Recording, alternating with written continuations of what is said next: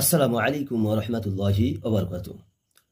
প্রিয় দর্শক মণ্ডলী, আমি যে বিষয়টা নিয়ে কথা বলবো, আরজিকার মেডিকেল কলেজ যেটা কলকাতায় আছে, এই সম্পর্কে অতটা বলা কোনো প্রয়োজন নেই। তো যে বিষয়টা কথা বলবো, এই মেডিকেল হসপিটালে আমার একজন বোন, যাকে অভয়া বা মৌমিতা নাম আমরা সোশ্যাল মিডিয়ার মাধ্যমে জানতে পেরেছি, তো একে খুব নির্যাতনভাবে, নৃশংসভাবে হত্যা করা হয়েছে এবং তার সাথে খারাপ ব্যবহার করা হয়েছে বা ধর্ষণ করা হয়েছে। তো শুধু আমার মৌমিতা বোন নয়, শুধু আমার অভয়া বোন নয়, শুধু আরজিকার কলেজেই নয়, এরকম পৃথিবীর কোনায় কোনায় কত বোন ধর্ষিতা হচ্ছে। কারণ কেন, কিসের জন্য এত ধর্ষণ, এত রাহাজানি, এত খুন খারাপি? এই বিষয়টাই আজকে ক্লিয়ার করবে এই ভিডিওর মধ্য দিয়ে। আশা করছি তার সমাধানও বলার চেষ্টা করব। তো এই ভিডিওটা দেখার পর আপনাদের অনেক ধারণা চলে আসবে। একটু মনোযোগ দিয়ে শুনেন। আমি একজন পশ্চিমবাংলারই নাগরিক, বাঁকুড়া জেলার তালডাংরা থানার অন্তর্গত একজন মুসলিম পরিবারের বাসিন্দা। তো এখন বিষয় হচ্ছে যে এত খুন খারামি কেন। আর একটা বিষয়, আমি যে মুসলমান বলে আমার একজন হিন্দু বোনের পাশে দাঁড়াতে পারবো না এমনটি নয়, আমি একজন হিন্দু বলে একজন মুসলমান বোনের পাশে দাঁড়াতে পারবো না এমনটি নয়। আমরা হিন্দু মুসলিম এসব ভুলে গিয়ে আমরা সবাই মানুষের পাশে দাঁড়াবো। মানুষের মনুষ্যত্ব যা আছে সেই নিয়ে আমরা বিবেক দিয়ে, বুদ্ধি দিয়ে, মানবতা দিয়ে আমরা প্রত্যেকের একে অপরের পাশে দাঁড়াবো, সবাই মিলেমিশে থাকবো। তাহলেই কিন্তু দেশটা শান্তি থাকবে এবং সমস্ত কিছু থেকে আমরা বেঁচেও যাবো। এটা হচ্ছে একটা প্রথম পয়েন্ট। হিন্দু মুসলিম এরকম করলেই অশান্তি আসে, অনেক রকম ঝামেলা সৃষ্টি হয়, অনেক রকম সমস্যাও সৃষ্টি হয়। তো এখন কথা হচ্ছে কেন এত খুন খারাপি। দেখেন, প্রথম একটা পয়েন্ট, একটা কথাই আছে না যে আগুনের পাশে যদি মোমকে রাখা যায় সে কোনোদিন ভালো থাকে না, মানে শক্ত থাকে না, আস্তে আস্তে গলে যায়। ঠিক তেমনই এই যৌবনের চাহিদাটা, যৌবনের যে একটা রক্ত গরম বা একটা মিলামেশা করার একটা চাহিদা, ইচ্ছা, এই চাহিদাটা কিন্তু প্রত্যেকটা মানুষের আছে। হোক বেটা ছেলে মানে পুরুষ, হোক মহিলা, প্রত্যেকের আছে। তো এখানে প্রথমত কারণ হচ্ছে, একটা কারণ হচ্ছে পর্নোগ্রাফি, মানে ব্লু ফিল্ম, খারাপ ভিডিও। এগুলো দেখার পর অনেক যুবক জোয়ান মানে ছেলেরা দেখে, অনেক বোনেরাও দেখে এগুলো সোশ্যাল মিডিয়ার মাধ্যমে। তো এক কথায় বলা যায় এই পর্নোগ্রাফির কারণেও আস্তে আস্তে দেখতে দেখতে দেখতে দেখতে একটা মানে নিজের যৌন খিদা মিঠানোর একটা অন্যরকম চাহিদা চলে আসে। তখন তার মনের মধ্যে সে আর মানুষ থাকে না, তার মনের মধ্যে একটা পশুর মতন একটা আচরণ চলে আসে। সে তখন এতটাই আসক্ত হয়ে পড়ে, লালায়িত হয়ে পড়ে নিজের যৌন ক্ষুধা মিটানোর জন্য। তখন সেই মুহূর্তে কিন্তু সে আর কোনো দিক দিকে বিবেক বিবেচনা করে না। এই মৌমিতার মতো, এই অভয়ের মতো 8 বছরের শিশু যে 2018 সালে ধর্ষিতা হয়েছিল, এই মৌমিতার মতন একই সিস্টেমে তাকেও মন্দিরে আটকে রেখে প্রায় 8 দিন ধরে কয়েকজনা মানুষ মিলে ধর্ষণ করেছিল। এতটা করেছিল তার জনিপথকেও ছিন্ন ভিন্ন করে দিয়েছিল এবং তাকে গলা টিপে হত্যা করা হয়েছিল, তার মাথাতেও আঘাত করা হয়েছিল। আর আমার মৌমিতা বোনের ক্ষেত্রেও ঠিক এরকমই। তো এরকম করে তখন সে আর দেখবে না, কাউকে না কাউকে ধর্ষণ করার চেষ্টা করবে, সুযোগ পেলে কাজে লাগিয়ে দেবে। এই হচ্ছে একটা কারণ। পর্নোগ্রাফির কারণে অনেক যুব সমাজে আমার বোনেদেরকে ধর্ষিতা হতে হচ্ছে, প্রথম কারণ গেল। দ্বিতীয়ত কারণ, এখনকার বর্তমান সময়ে মানুষের এমন পোশাক আশাক, এমন লেবাস তার শরীরের মধ্যে, আগের সময়ে আমরা অনেক, আমার ছেলেবেলাতেও দেখেছি, আবার থেকে যারা বড় তারাও আরো ছেলেবেলায় দেখেছে, আগে কিন্তু আমার মায়েরা বোনেরা এত ছোট ছোট পোশাক পরতো না, তাদের শরীরকে সবসময় ঢেকে রাখতো। এখন অর্ধ উলঙ্গ হয়ে থাকে, নিজের সমস্ত কিছুকে ফুটিয়ে তোলার চেষ্টা করে। এখন আবার এত এত টাইট ফিটিং পোশাক পরছে, নিজের সমস্ত কিছু শরীরের অঙ্গ প্রত্যঙ্গ বোঝা যাচ্ছে, নিজেদেরকে একটা অন্যরকম ভাবে ফুটিয়ে তুলছে, যেটা দেখার পর যে কোনো পুরুষ লালায়িত হয়ে পড়বে, যে কোনো ছেলে তার প্রতি আসক্ত হয়ে পড়বে। আস্তে আস্তে বন্ধুত্ব থেকে অনেক রকম ভালোবাসা মিলামেশা হয়। আবার অনেকেই এইরকম একটা দেখে বলে, ইস মেয়ে ছেলেটা এরকম পেলে কি নাই হতো। এই যে মনের মধ্যে একটা চাওয়ার চাহিদা, কত রকমের ছেলের মনে হয়, তাই না? কত পুরুষের মনে এরকম হয়, একটা মেয়ে ছেলে যখন ওইভাবে থাকবে, নিজেকে অর্ধ উলঙ্গ করে রাখবে। বাজারে দেখা যাচ্ছে না, অনেক আমার ঘরের বোনেরা, সবাই নয়, অনেকেই কিন্তু এরকম নিজেদেরকে অর্ধ উলঙ্গ করে দিচ্ছে, টাইট ফিটিং পোশাক পরে নিজেদের শরীরে অঙ্গ প্রত্যঙ্গ করে ফুটিয়ে তুলছে। তখন কিন্তু ধর্ষণ বেড়ে যায়। তখন ওই মেয়ের প্রতি একটা আসক্ত চলে আসে, সুযোগ পেলেও কাজে লাগিয়ে দেয়, যেরকম আমার মৌমিতা বোনের সাথে হয়েছে। আমি বলছি না সে খারাপভাবে ছিল, হয়তো কোনো কারণে তার প্রতি আসক্ত ছিল কোনো দিক থেকেও, কারণ পুরুষের চোখ তো বলা যায় না।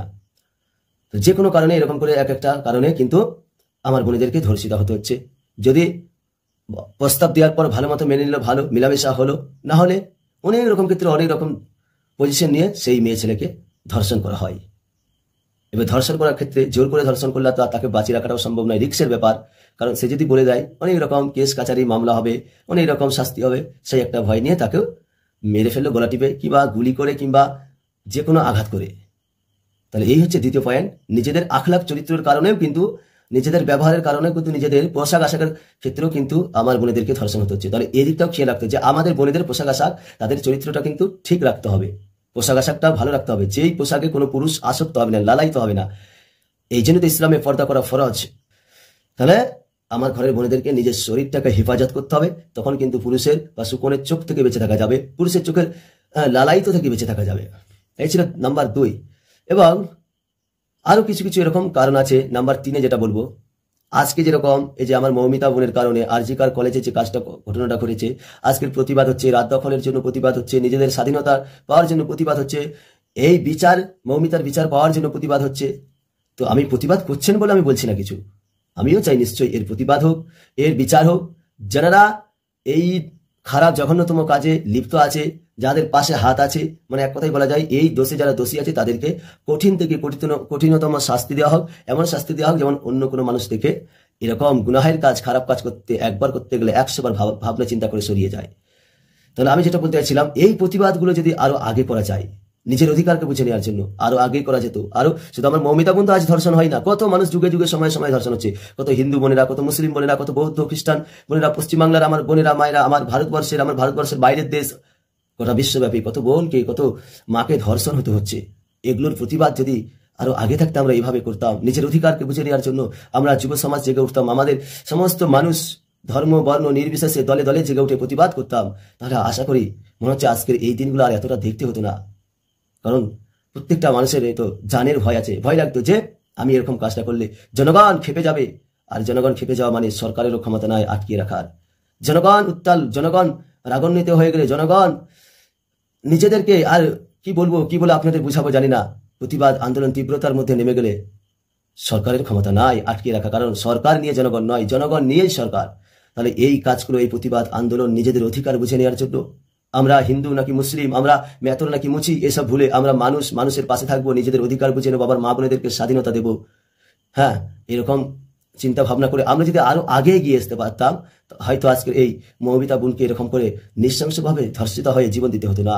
মৌমিতা বোনের মতন আরো সব বোনেরা, অভয়া বোনের মতন আরো সব বোনেরা, আসিফা বানু বাচ্চার মতন আরো সব বাচ্চাদেরকে নিজেদের ইজ্জতকে হারিয়ে জীবন দিতে হতো না। কারণ একটা মেয়ের ইজ্জত হচ্ছে সব থেকে বড় সম্পদ, যেটা সে তার স্বামীর জন্য যত্ন করে রাখে। তাহলে এই প্রতিবাদগুলো যদি আমরা আরো আগে করতে পারতাম, তাহলে আজকের দিনে এরকম দিনটা হতো না। সেদিন যদি 2018 সালে আসিফার জন্য আমরা এই বিচারটা পাইয়ে দিতে পারতাম, আজকের দিনে এই দিনটা আমাদেরকে দেখতে হতো না। কারণ বললাম না, সবাই তো জানে ভয় আছে, সবাই তো ভয় পেত আজকে আমি একজনকে ধর্ষণ করতে যাবো, আমার মনে চিন্তা হবে। তাই তো সেই 2018 সালে কি নৃশংসভাবে সেই ধর্ষণকারীদেরকে শাস্তি দেওয়া হয়েছিল, আজকে যদি আমিও ধরা পড়ে যাই কি হবে? হ্যাঁ, সামান্য কয়েক মিনিটের নিজের আনন্দ ফুর্তির জন্য সারা জীবনটা শেষ করে দেবো, সংসার আছে, ছেলে আছে, নানা রকম চিন্তা হতো।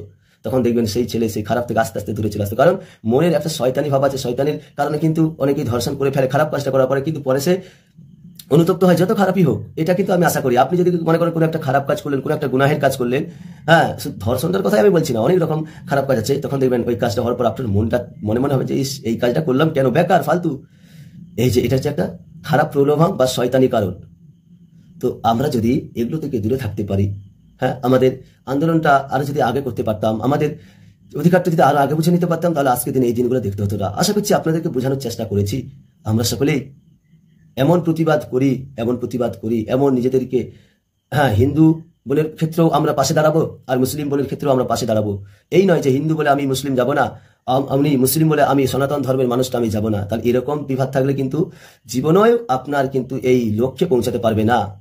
যখন আপনারা সবাই মিলেমিশে মানুষের পাশে দাঁড়িয়ে একতার সাথে যখন আপনারা আন্দোলন করবেন, নিজের অধিকার বুঝে নেওয়ার জন্য পাশাপাশি থাকবেন, তখন দেখবেন এমনিতেই আপনার অধিকার পেয়ে যাবে, তাই না? তাই আমরা সকলেই হিন্দু মুসলিম এসব না করে সবাই সবার পাশে থাকবো, আমাদের অধিকার বুঝে নেবো, আমার মায়েদের, আমার বোনেদের স্বাধীনতা আমরা অর্জন করে নেবো, তারাও যেন তাদের স্বাধীনতার সাথে দুনিয়াতে জীবনযাপন করে। তবে আমি লাস্ট একটা কথা বলবো, অতিরিক্ত প্রয়োজন ছাড়া আমার বোনেদেরকে বেশি রাত্রে বাজারে না থাকাটাই ভালো। কারণ ওরা হচ্ছে ঘরের মানুষ, ওরা হচ্ছে আমার মা, ওরা আমার বোন, ওরা সংসারকে সাজিয়ে গুছিয়ে তুলবে, ওরা সংসারকে সৌন্দর্য করে তুলতে পারবে। আর আমরা ছেলে, আমাদেরকে রোজগার করার জন্য, কামাই করার জন্য বাজারে ঘাটে ঘুরতে হবে। আমার বোনেদেরকে আমি বলবো, প্রয়োজন ছাড়া বাজার ঘাটে বেশি রাত করা, বেশি গভীর রাত করা, এগুলো কিন্তু মোটেও ভালো নয়। যত তাড়াতাড়ি সম্ভব কাজ মিটিয়ে বাড়িতে চলে আসা, এটা আপনারা কি মনে করেন কমেন্ট বক্সে জানাবেন। তো এই ছিল কথা। আর একটা লাস্ট কথা আমরা যেটা শোনা যায় যে রাস্তার মধ্যে যদি চকলেট পড়ে থাকে, ওই চকলেটটাতে যদি কোনো প্যাকেট না থাকে, এরকম খোলা অবস্থায় পড়ে থাকে, ওই চকলেটে পিঁপড়ে বসে, মাছি বসে। কিন্তু যেই চকলেটটাতে প্যাকেট অবস্থায় পড়ে থাকে সেই চকলেটটাই মাছি বসে না। অতএব এরা কি বুঝলেন, আমার শরীরটা যদি বাজারঘাটে নগ্ন অবস্থায় ঘুরে, তাহলে কিন্তু অনেক ওই মাছি পিঁপড়ের মতন অনেক পুরুষের কিন্তু আপনার প্রতি আকৃষ্ট হবে, আপনাকেই ধর্ষণ করবে। আর আপনি যখন আপনার শরীরকে ঢেকে নিয়ে চলবেন, আপনার যৌবনকে, আপনার সৌন্দর্যকে পরপুরুষের কাছ থেকে, দুনিয়ার মানুষের কাছ থেকে ঢেকে নেবেন, আপনার স্বামীর জন্য যত্ন করে তুলে রাখবেন, দেখবেন আমার আল্লাহ আপনাকে, হিন্দু হোক আর মুসলিম হোক, আপনাকে হেফাজত করে সমস্ত ওই খারাপ শকুনগুলো থেকে, যারা এরকম চাহিদা চাই মিলামেশা করতে চাই, খারাপ কাজ করতে চাই, এদের থেকে দূরে রাখবে, হেফাজত করবে। আশা করছি আপনাদেরকে বোঝাতে পেরেছি, আমি বোঝানোর চেষ্টা করেছি, আমি যতটুকু আমার বিবেক দিয়ে বুঝতে পেরেছি সেটাই আপনাদের বোঝানোর চেষ্টা করেছি। আমরা এক কথায় বলা যায় যে আমরা বেশি মা এবং বোনেরা প্রয়োজন ছাড়া বেশি রাত্রি করবো না, সময় বেশি মানে বাজার ঘাটে বেশি সময় কাটাবো না, বিশেষ প্রয়োজন ছাড়া আড্ডা মারবো না। ঘরের মেয়ে ছেলে, ঘরের মা, ঘরে ফিরে আসবো, নিজেদেরকে সেফটি রাখবো। নাম্বার 2, আমরা পোশাক আশাকগুলো এমনভাবে পড়বো যাতে করে অন্য একটা পুরুষ আসক্ত না হয়, নিজের শরীরটাকে আমরা ঢেকে রাখতে পারি, নিজের ইজ্জতকে আমরা হেফাজত করতে পারি। নাম্বার 3, আমরা হিন্দু মুসলিম এসব না করে নিজেদের অধিকার বুঝে নেওয়ার জন্য মানুষ হিসাবে মানুষের পাশে থাকি, দেখবেন আপনাদের সমস্যার সমাধান হয়ে যাবে। এরকম করে আমরা পাশে থাকবো। আজকে আপনাদের বুঝাতে পেরেছি আশা করছি। ভিডিও অনেক লম্বা হয়েছে, অনেকে হয়তো সম্পূর্ণ না দেখেছেন, অনেকে হয়তো মাঝখান থেকে ছেড়ে চলে গেছেন।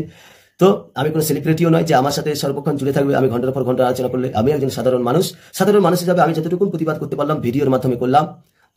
আমিও লাস্ট কথা বলবো, এই হত্যাকাণ্ড, এই যে ধর্ষণ, এরকম কাজ হচ্ছে শুধু আমার অভয় বোন বা মৌমিতা বোনের জন্য নয়, আরো যেসব দিকে হচ্ছে সবার জন্যই আমি সরকারের কাছে, প্রশাসনের কাছে আবেদন করব। আমি একজন নাগরিক হিসাবে আপনারা এই সমস্ত কিছুর আপনারা যাচাই করুন, বাছাই করুন, যারা আসলে এই কাজে লিপ্ত আছে, দোষী আছে, তাদেরকে বেছে তাদেরকে শনাক্ত করে আইনের আওতায় এনে তাদেরকে এমন শাস্তি দেওয়া হোক যেন পরবর্তীতে অন্য কেউ এইসব কাজ করার আগে, একবার করার আগে 1000 বার ভাবনা চিন্তা করে। আমি এটাই কিন্তু আবেদন করলাম, এটাই কিন্তু আমার চাওয়া পাওয়া। সবাই ভালো থাকবেন, সুস্থ থাকবেন। ভিডিওটা ভালো লাগলে বেশি বেশি করে শেয়ার করবেন আর আপনার মন্তব্য জানিয়ে দেবেন। আর সবাই আমাকে ভালোবাসা দিবেন। সবাই ভালো থাকেন, সুস্থ থাকেন। চ্যানেলটা ফলো করতে পারেন মনে করলে। আসসালামু আলাইকুম ওয়া রাহমাতুল্লাহি ওয়া বারাকাতুহু।